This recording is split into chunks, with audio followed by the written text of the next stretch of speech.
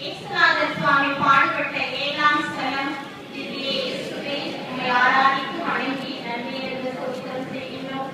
அது ஏனென்றால் பாரமான சிலுவையை கொண்டு உலகத்தை மீட்டு வெற்றி. 2ஆம் முறை இயேசு கீழே விழுகிறார்.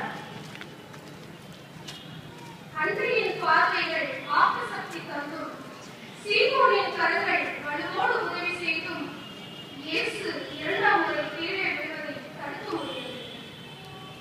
அந்த அளவிற்கு சிலுவை பாதை அவரை வழிவிழக்க செய்திருக்கிறது.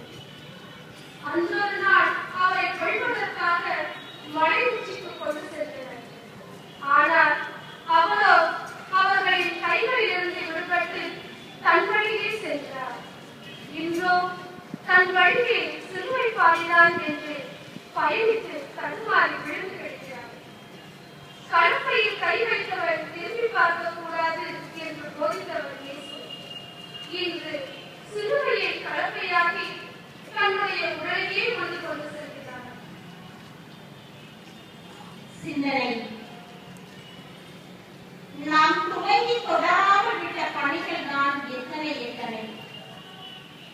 சின்ன துன்பம் வந்தாலும் நேரம் சரியில்லை, விதி விளையாடுகிறது என்று சொல்லி ஒதுங்கி போன காலங்கள் தான் எத்தனை எத்தனை.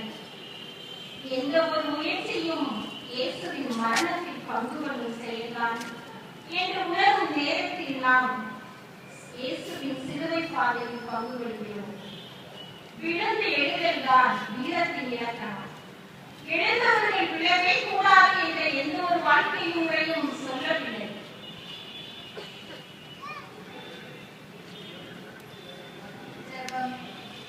தொடர்ந்து துன்பங்கள் வருகின்ற நேரங்களில் பட்ட தாயிலேயே படும் என்று பழமொழி சொல்லி வாழ்க்கையை நொந்து கொள்கிறோம். காயப்பட்ட அசிங்கங்களை கூட விதி என்று நினைத்து உதவி தள்ள முடியாமல் வாழ்ந்து கொண்டிருக்கிறோம்.